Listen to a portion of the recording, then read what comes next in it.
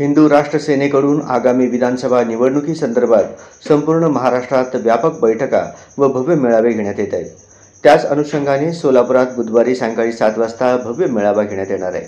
या मेळाव्यासाठी हिंदू राष्ट्र सेनेचे राष्ट्रीय अध्यक्ष धनंजयभाई देसाई यांचे प्रमुख मार्गदर्शन लाभणार आहे।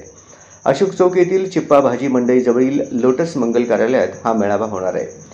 या मेळाव्यासाठी शहर उत्तर, शहर मध्य, दक्षिण सोलापूर अशा तीनही मतदारसंघातून मोठी उपस्थिती राहील अशी जोरदार तयारी सुरू असल्याचे शहर प्रमुख रवी गोणे यांनी सांगितले। या मेळाव्यात आगामी विधानसभा निवडणुकीमध्ये हिंदू राष्ट्र सेनेची काय भूमिका असेल याविषयी राष्ट्रीय अध्यक्ष धनंजयभाई देसाई यांनी आपली भूमिका स्पष्ट करणार आहेत। हिंदू राष्ट्र सेनेकडून यंदाच्या विधानसभा निवडणुकीसाठी मोठी तयारी सुरू आहे। संघटनेचे सगळ्यात जास्त पदाधिकारी असलेल्या सोलापूर शहर मध्य विधानसभा मतदारसंघावर हिंदू राष्ट्र सेनेने विशेष लक्ष केंद्रित केल्याचे शहर संघटक आनंद मुसळे यांनी सांगितले।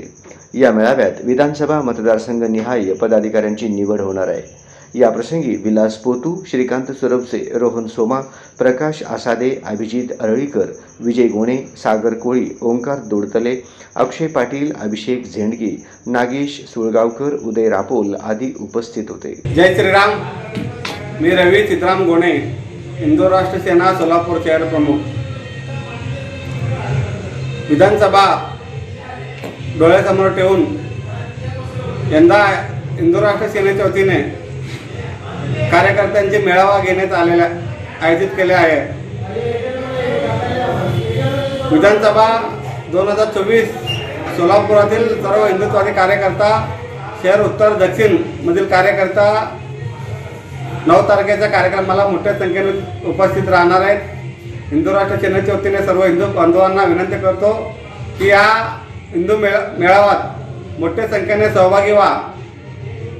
बुधवार 9 ऑक्टोबर 2024 रोजी चिप्पा मंडई अशोक चौक शेजारी लोटस मंगल कार्यालय या ठिकाणी हिंदू तेज सूर्य, हिंदू राष्ट्र सेनेचे राष्ट्रीय अध्यक्ष हिंदू तेज सूर्य श्री धनंजयभाई देसाई यांचे मार्गदर्शन होणार आहे। तरी सर्व हिंदू बांधवांना मोठ्या संख्येने या कार्यक्रमाला सहभागी व्हावं। हिंदू हिताचे राजकारण आणि हिंदूंचे सैनिकीकरण या ब्रीदवाक्यात सावरकरांचे ब्रीदवाक्य घेऊन आपण हिंदू राष्ट्र सेना काम करत असते। यासाठी आपण हिंदू बांधव मोठ्या संख्येने या कार्यक्रमात उपस्थित राहावं। जय श्रीराम, जय हिंदू राष्ट्र।